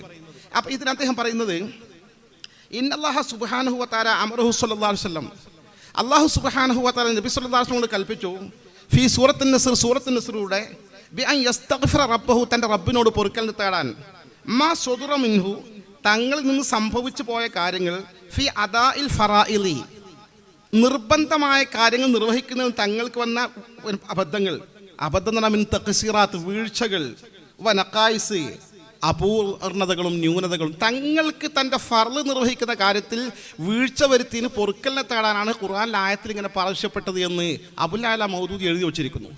എൻ്റെ പ്രിയപ്പെട്ടവരെ, നിർബന്ധമായ കാര്യം നിർവഹിക്കുന്നതിൽ ഹബീബായ അഷ്റഫുൽ ഖൽഖി നബി മുത്ത് മുഹമ്മദ് മുസ്തഫ സ്വല്ലല്ലാഹു അലൈഹി വസല്ലമക്ക് വീഴ്ച വന്നു എന്ന് അദ്ദേഹം പറയുന്നത്. അതിന് കാരണം നബി തങ്ങൾ ഇസ്തിഗ്ഫാർ ചെയ്യാൻ പറഞ്ഞു. പറഞ്ഞാൽ പൊറുക്കലിന് തേടാൻ പറയാന്ന് പറഞ്ഞാൽ തെറ്റ് ചെയ്തിട്ട് മാത്രമല്ല പൊറുക്കലിന് തേടുക. നമ്മൾ നിസ്കാരം കഴിഞ്ഞാൽ അസ്തഗ്ഫിറുല്ലാഹൽ അദീം, അസ്തഗ്ഫിറുല്ലാഹൽ അദീം, അസ്തഗ്ഫിറുല്ലാഹൽ, അല്ലാഹുവേ പുറത്ത് തരണേ അല്ലാഹ്, പുറത്ത് തരണേ അല്ലാഹ്. ദോഷം ചെയ്തിട്ടാ അതിന് വേറൊരു അർത്ഥമുണ്ട്. നമ്മൾ ടോയ്ലറ്റിൽ പോയി മൂത്രമൊഴിച്ച് പുറത്ത് വന്നു, ഗുഫ്രാനക് അൽഹംദുലില്ലാ അല്ലദീ അദ്ഹബ അന്നി അൽഅദാബ വഅഫാനി, ഗുഫ്രാനക് പുറത്ത് തരണേ അല്ലാഹ്. അവിടെ അർത്ഥം പറയേ, അവിടെ എന്താ അവിടെ വിളിച്ചത്? അൽഹംദുലില്ലാ അല്ലദീ അദ്ഹബ അന്നി അൽഅദാബ വഅഫാനി, ഈ മാലിന്യം എൻ്റെ വയറിൽ നിന്ന് ഒഴിവാക്കി തന്നെ എനിക്ക് വലിയ സുഖം തന്നല്ലോ പടച്ചോനെ, നന്ദി ചെയ്താൽ കഴിയില്ല, തീരൂല, അതുകൊണ്ടാണ് നന്ദി ചെയ്യാത്തിന് പുറത്തു കൊണ്ടാണ്. അങ്ങനെ ഓരോന്നിനും ഒരു അർത്ഥമുണ്ട്. ഈ ദോഷം ചെയ്താൽ മാത്രമല്ല, ഇവിടെ നബി സല്ലല്ലാഹു അലൈഹി വസല്ലം പൊറുക്കൽ തേടാൻ നബി തങ്ങൾ, നബിയല്ല മഅസൂം, ജീവിതത്തിൽ ഒരു തെറ്റും പോലും ചെയ്യാത്ത മനുഷ്യനാണ്. അമ്പിയാക്കൾ മുഴുവൻ ജീവിതത്തിൽ ഒരു തെറ്റും പോലും ചെയ്യാത്ത പരമപരിശുദ്ധനാണ്. അതുകൊണ്ടാണ് ഫബി ഹുദാഹു മുഖ്തദി, വിശുദ്ധ ഖുർആൻ പറഞ്ഞ അവരെ നമ്മൾ പിൻപറ്റാൻ യോഗ്യരാണ്. തെറ്റ് ചെയ്യുന്ന ആളുകളാണെങ്കിൽ പിൻപറ്റാൻ പറ്റുമല്ലോ, കണ്ണെത്തിമ്മി പിൻപറ്റാൻ പറ്റുമല്ലോ. ആ യോഗ്യരായ ജീവിതത്തിൽ തെറ്റും ചെയ്യാത്ത ഹബീബായ അഷ്റഫുൽ ഖൽഖ് റസൂലുള്ളാഹി സ്വല്ലല്ലാഹു അലൈഹി വസല്ലം തൻ്റെ ഉത്തരവാദിത്വ നിർവഹണത്തിൽ വീഴ്ച വരുത്തി എന്ന് എഴുതി വെച്ചാലാണ് അബുൽ അഅ്ല മൗദൂദി. ഇത് നബി തങ്ങളെ കുറിച്ച് മാത്രമല്ല, എല്ലാ നബിമാരെ കുറിച്ചും അദ്ദേഹം എഴുതിയിട്ടുണ്ട്. അവർ മഹാനായ മൂസ നബി അലൈഹിസ്സലാത്തു വസ്സലാമിനെ കുറിച്ച് എഴുതുന്നതാണ്. നോക്കണം, ഒക്കെ രാഷ്ട്രീയമാണ് പ്രധാനമായി സ്ഥാപിക്കുന്നത്. അതിനു വേണ്ടി വളച്ചൊടിച്ച് പറയാണ്, അതിക്രൂരനും അഹങ്കാരിയും നിർദ്ദയനും മർദ്ദകനുമായിരുന്ന ഫിറഔന്റെ പിടുത്തത്തിൽ നിന്ന് ഇസ്രായേൽ സന്തതികളെ മോചിപ്പിച്ച് മൂസ നബി അലൈഹി ഇസ്ലാമിന് ഏറെ ശ്രമകരമായ ജോലിക്കിടയിൽ അവരെ വേണ്ട വിധം സംസ്കരിക്കാൻ സാധിച്ചിരുന്നില്ല. നോക്കണം, നിങ്ങൾ ഗുരുതരമായ ആരോപണം മൂസ നബിക്ക് ഉന്നയിക്കുന്നത്. ഉലുൽ അസ്മാണ് മൂസ നബി. നമ്മുടെ റസൂലുള്ളാഹി സ്വല്ലല്ലാഹു അലൈഹി വസല്ലം ഉൾപ്പെടെ 5 നബിമാർ, ഈ 1,24,000 അമ്പിയാക്കൾ കൂട്ടത്തിൽ നമ്പർ 1 സെലക്ട് ചെയ്യപ്പെട്ട 5 ആളുകൾ, ഉലുൽ അസ്മ, അപൂർവമായ മനോദാർഢ്യത്തിലുള്ള മനക്കരുത്തിൻ്റെ ഉടമകളായ മഹാപ്രവാചകന്മാരാണ്. ആ നബി തങ്ങളെ കുറിച്ചാണ് പറയുന്നത്. വേണ്ട വിധം മൂസ നബിക്ക് ജനങ്ങളെ സംസാരിക്കാൻ കഴിഞ്ഞില്ല. ഫിറഔന്റെ അക്രമത്തിൽ ജനങ്ങളെ മോചിപ്പിക്കുന്നതിന് മൂപ്പരെ ശ്രദ്ധ മുഴുവൻ. അതിനാൽ അവരിൽ ഏകദൈവ വിശ്വാസം ശരിയായ വിധം വേരുറച്ചില്ല. മൂസ നബിൻ്റെ ജനങ്ങൾക്ക് തൗഹീദ് ശരിക്കും പഠിപ്പിച്ചിട്ടുമില്ല. നോക്ക് നിങ്ങൾ, അപകടകരമായ ആശയം അദ്ദേഹം പറയുന്നത്. അവരുടെ രാഷ്ട്രീയ മോചനത്തിനായിരുന്നല്ലോ മൂസ നബി കൂടുതൽ ഊന്നൽ നൽകിയിരുന്നത്. പ്രവാചകന്മാരുടെ പ്രബോധനം, പേജ് നമ്പർ 129. നോക്ക് നിങ്ങൾ പറയുന്നത്, മൂസ നബി അലൈഹി ഇസ്ലാം അള്ളാഹിൻ്റെ റസൂലിനെ കുറിച്ച് കുറ്റം പറഞ്ഞു. ഇനി മൂസ നബി അലൈഹി ഇസ്ലാമിനെ കുറിച്ച് മൂസ നബി തങ്ങൾക്ക് രാഷ്ട്രീയ പ്രവർത്തനങ്ങൾക്കിടയിൽ ഫിറഔന്റെ കരാള ഹസ്തങ്ങൾ ജനങ്ങളെ മോചിപ്പിക്കാനോ ശ്രമങ്ങൾ നടത്തുന്നതിനിടയിൽ ആളുകളെ തസ്കിയത്ത് ചെയ്യാനോ തൗഹീദ് പഠിപ്പിക്കാനോ വേണ്ട പോലെ സാധിച്ചില്ല, നല്ല വീഴ്ച വരുത്തിയിട്ടുണ്ട്. ഒരു മൂസ നബിയെ കുറിച്ച് മാത്രമല്ല, മഹാനായ ലൂത്ത് നബി അലൈഹി ഇസ്ലാമിനെ കുറിച്ച് അവർ ജമാഅത്തെ ഇസ്ലാം പറയുന്നത്, അദ്ദേഹത്തിൻ്റെ പ്രബോധന പ്രവർത്തനങ്ങൾ കേന്ദ്രീകരിച്ച് കാണുന്നത് ആരാധനാ കാര്യങ്ങളല്ല. അദ്ദേഹം ആരാധനാപരമായി പരാമർശിച്ചതായി ഖുർആൻ എടുത്തു പറഞ്ഞിട്ടുമില്ല. ഇതേ പുസ്തകം പേജ് നമ്പർ 76. ഇബാദത്ത് അല്ലാഹ് റസൂൽ അതുപോലെ നോമ്പ് നിസ്കാരമൊന്നും മൂപ്പരെ ശ്രദ്ധിച്ചിരുന്നില്ല. മൂപ്പരെ പ്രവർത്തനം രാഷ്ട്രീയ കേന്ദ്രീകൃതമായിരുന്നു. ഇതുപോലെ സകലമായ അമ്പിയാക്കളെ കുറിച്ചും ഏറ്റവും വലിയ കൗതുകരമായ കാര്യം ഞാൻ പറഞ്ഞുതരാ, ഇദ്ദേഹത്തിൻ്റെ അറിവിൻ്റെ പരിമിതിയാണ് മെയിൻ പ്രശ്നം. അബുൽ അഅ്ല നല്ല സാഹിത്യകാരൻ, നമ്പർ 1 സാഹിത്യം, ഉറുദുവിൽ നന്നായി ഒഴുക്കിൽ എഴുതാൻ കഴിയും. അതുകൊണ്ട് ഒരുപാട് ആൾക്ക് ഉപകാരം കിട്ടാമെന്ന് നിഷേധിക്കുന്നില്ല. ഇങ്ങനെ വായിച്ച ആളുകൾ, ഇസ്ലാമിൽ ആകൃഷ്ടരായ ആളുകളുടെ ഇസ്ലാമിൻ്റെ സുന്ദരമായ ആശയം അദ്ദേഹം നന്നായി അവതരിപ്പിക്കാൻ കഴിയും. പക്ഷെ വഴിതെറ്റിയ ആശയമാണെന്ന് മാത്രം. എൻ്റെ പ്രിയപ്പെട്ടവരെ, അദ്ദേഹം വിശുദ്ധ ഖുർആനിൽ ആയത്തുണ്ട്, മഹാനായ ഖലീലുല്ലാഹി ഇബ്രാഹിം അലൈഹിസ്സലാത്തു വസ്സലാം. ഇബ്രാഹിം നബി തന്നാൽ ഇതുപോലെ 5 പ്രഗത്ഭരായ പ്രവാചകന്മാരിലാണ് ഇബ്രാഹിം നബി ഇസ്ലാം. തീകൾ എടുത്തിട്ടപ്പോൾ തൗഹീദിൽ ഉറച്ച ആദർശത്തിൽ ഉറച്ചു നിന്നപ്പോൾ ഇതാ തീയിലേക്ക് ഇടുകയാണെന്ന അവസാന സെക്കൻഡാണ്. ആ വലിയ അഗ്നികുണ്ഡം സ്ഥാപിക്കപ്പെട്ടിട്ടുണ്ട്.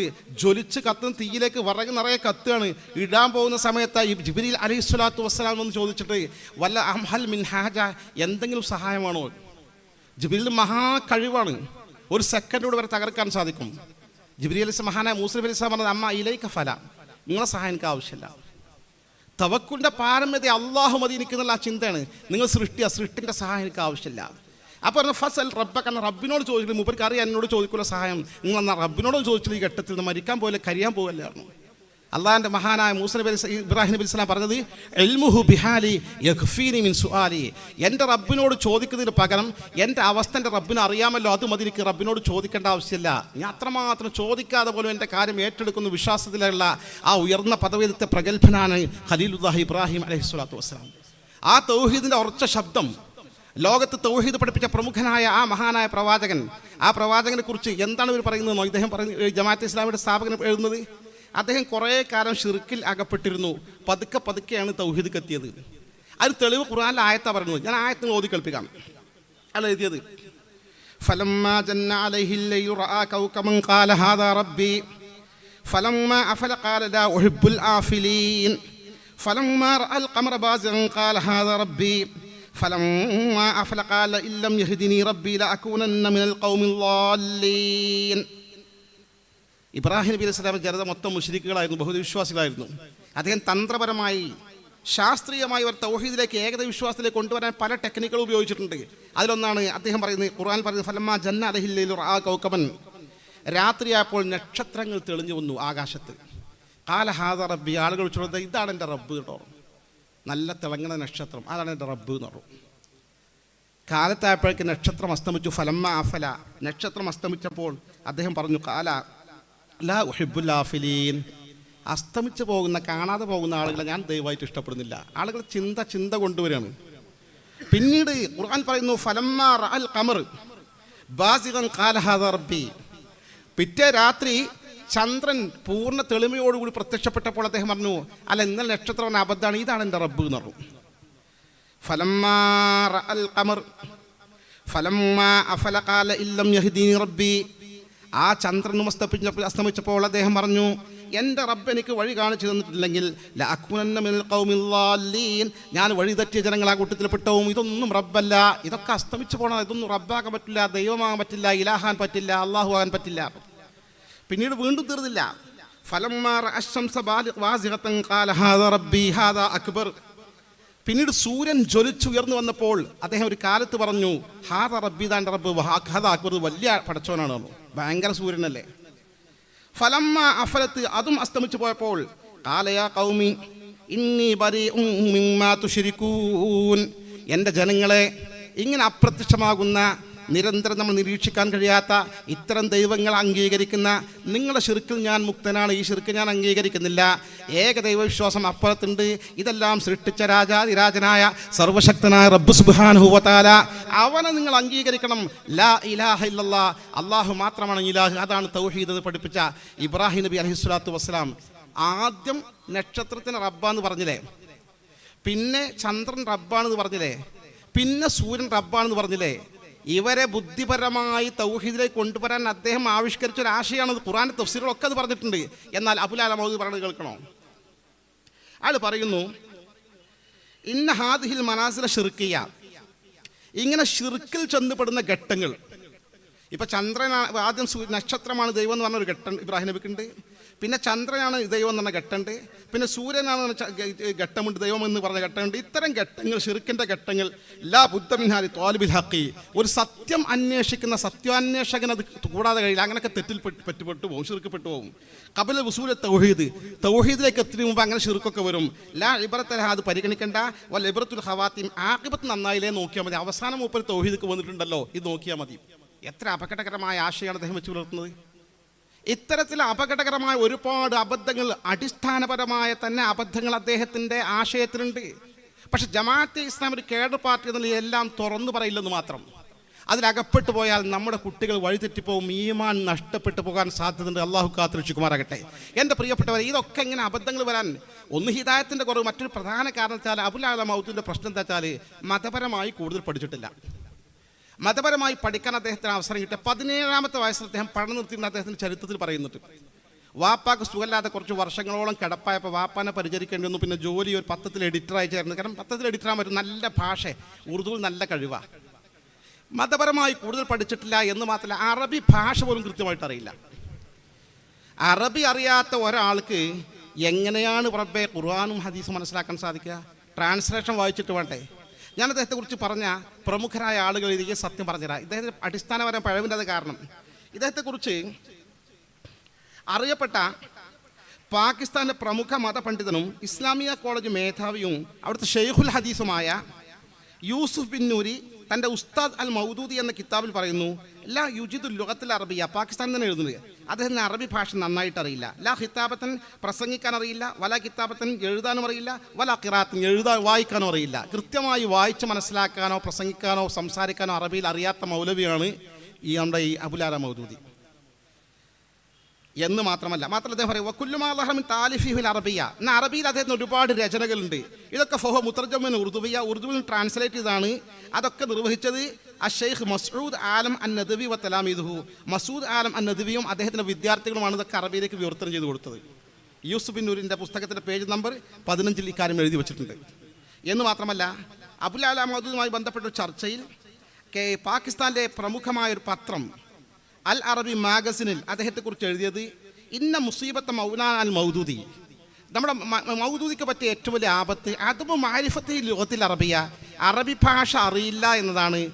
അതും റഹബത്തി ഫി താലുമിഹ, അറബി പഠിക്കാൻ അദ്ദേഹം താല്പര്യവും കാണിച്ചത്. അറബി അറിയാതെ പറഞ്ഞിട്ടില്ല മനുഷ്യൻ വഴി തെറ്റിപ്പോകും, ഇങ്ങനെ ഖുർആനും ഹദീസും വ്യാഖ്യാനിക്കാൻ പോലെ. ഇത് അദ്ദേഹത്തിൻ്റെ ബുദ്ധി കൊണ്ടാണ് ഈ പുതിയ ആശയങ്ങളൊക്കെ ഉണ്ടാക്കിയത്. അതാ മൂപ്പർക്ക് തെറ്റുപറ്റിയത്. ഇതേ കിതാബിൽ അദ്ദേഹം പറയുന്നു, മറ്റൊരാശയം പറയുന്നു, മറത്തൻ ഫി ദിമഷ്ക് അൽഖ മഖാലത്തുഹു ഫിൽ ലുഗത്തിൽ ഉർദുവിയ. ഒരിക്കൽ ഡമസ്കസിൽ വെച്ച ഒരു അന്താരാഷ്ട്ര ഇസ്ലാമിക് കോൺഫറൻസിൽ ഇയാൾ വലിയ ചിന്തകനാണെന്ന് അറിയപ്പെട്ട ലോകത്ത് അദ്ദേഹത്തെ ക്ഷണിച്ചു, ഒരു പ്രബന്ധം അവതരിപ്പിച്ചു. പക്ഷേ പ്രബന്ധം അവതരിപ്പിച്ച ഫിൽ ലുഗത്തിൽ ഉർദുവിയ, ഉറുദു ഭാഷയിലാണ്. അൽ ഉസ്താദ് അബുൽ ഹസൻ അൽ നദ്വി ബി തർജുമത്തിഹിൽ അറബിയ. അപ്പോൾ കോൺഫറൻസിൽ പങ്കെടുത്ത ആളുകൾ അബുൽ ഹസൻ നദ്വി ഇന്ത്യക്കാരനാണ്, അദ്ദേഹത്തോട് ഇത് അറബിക്ക് ട്രാൻസ്ലേറ്റ് ചെയ്യാൻ പറഞ്ഞു. അങ്ങനെയാണ് ആൾക്കാർക്ക് ഇത് മനസ്സിലാക്കാൻ സാധിച്ചത്. മറ്റൊരു സംഭവം ഞാൻ പറയാം. മൗലാന കെ അബൂബക്കർ ഹസ്രത്ത് സമസ്ത കേരള ജമിയുടെ മുൻ അധ്യക്ഷനാണ്. എൻ്റെ അഭിവന്ദനായ ഗുരുവരനാണ് പട്ടിക്കാട് ജാമിഅ നൂരിയയിലെ. അള്ളാഹു മഗ്ഫിറത്തും റഹ്മത്തും നൽകി അനുഗ്രഹിക്കുമാറാകട്ടെ. ജന്നാത്തു നഈമിൽ അവരുടെ ഒരുമിച്ച് കൂടാൻ തൗഫീഖ് നൽകി അനുഗ്രഹിക്കുമാറാകട്ടെ. അദ്ദേഹം ജാമിഅ നൂരിൽ ക്ലാസ് വെക്കുന്ന സമയത്ത് ഞങ്ങൾ പട്ടിക്കാട് ക്ലാസ്സിൽ പറഞ്ഞതാണ്, ഞങ്ങൾ ഹജ്ജിന് പോയപ്പോൾ ലോകത്തെ വിവിധ പണ്ഡിതന്മാർക്ക് അറബിയിലെ മതകാര്യ വകുപ്പ് ഒരു സ്വീകരണം ഏർപ്പെടുത്തി ഹജ്ജിനോടനുബന്ധിച്ച്. അപ്പോൾ ഞാൻ ക്ഷണിക്കപ്പെട്ടിരുന്നു. ആ കൂട്ടത്തിൽ അബുൽ അല മൗദൂദി ഉണ്ടായിരുന്നു. എല്ലാവരും ഈ സ്വീകരണത്തിന് നന്ദി പറഞ്ഞുകൊണ്ട് അറബിയിൽ പ്രസംഗിച്ചു. അബുൽ അല മൗദൂദി ഉറുദുവിൽ പ്രസംഗിച്ചു. എന്നിട്ട് വേറൊരാൾ ട്രാൻസ്ലേറ്റ് ചെയ്തു. മറ്റൊരു സംഭവം പറയാം. കേരളത്തിൽ മുജാഹിദ് പ്രസ്ഥാനത്തിൻ്റെ അധ്യക്ഷനുണ്ട് കെ ഉമർ മൗലവി വെളിയങ്കോട്, മരണപ്പെട്ടു പോയി. അദ്ദേഹം എൻ്റെ അനുഭവം എഴുതി വെച്ചിട്ടുണ്ട്. 1956 ഞാൻ ഹജ്ജിന് പോയപ്പോൾ സൗദി മതകാര്യ വകുപ്പ് ഇതുപോലെ സ്വീകരണം ഒരുക്കി ലോകത്തെ അറിയപ്പെട്ട പണ്ഡിതന്മാർക്ക്. ആ സ്വീകരണത്തിൽ ഞാൻ പങ്കെടുത്തു. അബുൽ അല മൗദൂദി ഞങ്ങളൊക്കെ അറബിയിൽ നന്ദി പറഞ്ഞപ്പോൾ അദ്ദേഹം ഉറുദു ഭാഷയിലാണ് നന്ദി പറഞ്ഞത്. അത് പിന്നെ അറബിയിലേക്ക് വിവർത്തനം ചെയ്യപ്പെട്ടു. മറ്റൊരു സംഭവം ഞാൻ നേരിട്ട് എൻ്റെ അനുഭവം പറയാം. 2003 ഡോക്ടർ യൂസുഫുൽ ഖർലാവി കോഴിക്കോട് സന്ദർശിച്ചു. ജമാഅത്തെ ഇസ്ലാമിനെ കൊണ്ടുവന്നത്. യൂസുഫുൽ ഖർലാവി കേരളത്തിലെ പണ്ഡിതന്മാർക്ക് താല്പര്യരായ ആളുകൾ പ്രത്യേകം ക്ഷണിച്ചിട്ട് ഒരു മുഖാമുഖം അവസരം ഒരുക്കിയിരുന്നു. ആ മുഖാമുഖ അവസരത്തിൽ വിനീതിന് പങ്കെടുത്തിരുന്നു. അങ്ങനെ ആ പങ്കെടുത്ത് ചോദ്യം ഉത്തരമൊക്കെ അദ്ദേഹം പറഞ്ഞു. അത് ബന്ധപ്പെട്ട് പ്രബോധനത്തിൽ അത് സംബന്ധിച്ച വിശദീകരണം വന്നു. വിശദീകരണം എങ്ങനെ വന്നു വെച്ചാൽ യൂസുഫുൽ ഖർലാവിയുള്ള അഭിമുഖം വന്നു. ഈ അഭിമുഖത്തിൽ പ്രബോധനത്തിൽ എഴുതിയിട്ടുണ്ട്, യൂസുഫുൽ ഖർലാവി ഇദ്ദേഹത്തിൻ്റെ ഭാഷാപരമായ കഴിവിനെ കുറിച്ച് ചോദിച്ചപ്പോൾ ഞാൻ അബുൽ അല മൗദൂദിയുമായി 2-3 തവണ നേരിൽ ബന്ധപ്പെട്ടിട്ടുണ്ട്, സംസാരിച്ചിട്ടുണ്ട്. ഞാൻ സംസാരിക്കുന്ന സമയത്ത് തുടക്കത്തിലൊക്കെ അറബിയിൽ അദ്ദേഹം സംസാരിക്കാൻ തുടങ്ങി. പിന്നീട് ഞങ്ങളുടെ കൂടെയുള്ള ഖലീൽ ഹാമിദി അദ്ദേഹം ഉറുദുവിൽ സംസാരിക്കുകയും, എനിക്ക് ഉറുദുവിലാണ് സംസാരിക്കാൻ സൗകര്യം എന്ന് ഉറുദുവിൽ സംസാരിക്കുകയും ഖലീൽ ഹാമിദി അത് അറബിയിലേക്ക് ട്രാൻസ്ലേറ്റ് ചെയ്യുകയും ചെയ്തു ദ്വിഭാഷയായി. അങ്ങനെ ഞങ്ങൾ സംസാരം തുടർന്നുകൊണ്ടിരുന്നത്. ഇതൊരു വസ്തുത. അദ്ദേഹത്തിന് അറബി അറിയില്ല, അതോടൊപ്പം അറബി ഭാഷയിൽ അറിയാത്തത് കൊണ്ട് കൂടുതൽ പഠിക്കാനും കഴിഞ്ഞില്ല. അതുകൊണ്ട് നല്ല ബുദ്ധിയുള്ള ആളാണ്. സ്വതന്ത്രമായി ഖുർആനും ഹദീസിനും ഗവേഷണം നടത്തി ഒരു പുതിയ ചിന്താധാര, രാഷ്ട്രീയ നേതൃത്വം പിടിച്ചടക്കാനുള്ള ഒരു ആശയവുമായിട്ട് അദ്ദേഹം രംഗത്ത് വന്ന ഏറ്റവും വഴിതെറ്റിപ്പോയ ബിദ്അഈ പ്രസ്ഥാനമാണ് ജമാഅത്തെ ഇസ്ലാമി. അതിൻ്റെ ഭാഗമാണ് ഈ സക്കാത്ത് വിഷയമൊക്കെ. ഇപ്പോൾ സക്കാത്ത് നടന്ന് പിരിക്കുക. സുബ്ഹാനല്ലാഹ്, സക്കാത്ത് ജമാഅത്തെ ഇസ്ലാം പിരിക്കുന്നത് അവരെന്നെ പറയുന്നുണ്ട്. അവരെ സക്കാത്ത് അവരുടെ പ്രാദേശിക ബൈത്തുൽ മാലിലാണ് കൊണ്ടുവന്ന് നിക്ഷേപിക്കുക. പ്രാദേശിക ബൈത്തുൽ മാലി ആവശ്യമാവുന്ന ഘട്ടത്തിൽ കേന്ദ്ര ബൈത്തുൽ മാലിൽ അതിൻ്റെ അമീർ ലയിപ്പിക്കും. ഈ കേന്ദ്ര ബൈത്തുൽ മാലിൽ നിന്ന് സംഘടനാ പ്രവർത്തനത്തിന് ഫണ്ട് എടുക്കുക. അവരുടെ മുഷാവറ നദ്വി ഷൂറയിലെ അംഗം തന്നെയായിരുന്ന മൂസ നദ്വി അടുത്ത് എഴുതി, ഞങ്ങളൊക്കെ മീഡിയ വൺ ചാനലിനും അതുപോലുള്ള മാധ്യമ പത്രത്തിനൊക്കെ നല്ല സംരംഭമല്ലേ എന്ന് വിചാരിച്ച് ഞങ്ങൾ സക്കാത്തിൻ്റെ ഫണ്ടാണ് കൊടുത്തത്. എന്നുവെച്ചാൽ ഈ സക്കാത്തിൻ്റെ ഫണ്ട് പടച്ചോനെ ഖുർആനിൽ വിശദമായി പറയും, 8 വിഭാഗത്തിനെ സക്കാത്ത് പറ്റൂ. അള്ളാൻ്റെ പള്ളിക്ക് പോലും നിങ്ങൾ സക്കാത്ത് കൊടുത്താൽ വീടൂല. മദ്രസക്ക് സക്കാത്ത് കൊടുത്താൽ വീടൂല, വേറെ ആർക്ക് കൊടുത്താലും റോഡ് വെട്ടാൻ സക്കാത്ത് കൊടുത്താൽ വീടൂല, പാവപ്പെട്ട ഒരു കിണർ കൊടുക്കാൻ സക്കാത്ത് കൊടുത്താൽ വീടൂല. അത് 8 വിഭാഗമുണ്ട്. 8 കുറഞ്ഞ വിഭാഗങ്ങൾ ഇപ്പോൾ നമുക്ക് കേരളത്തിൽ ലഭ്യമുള്ളൂ.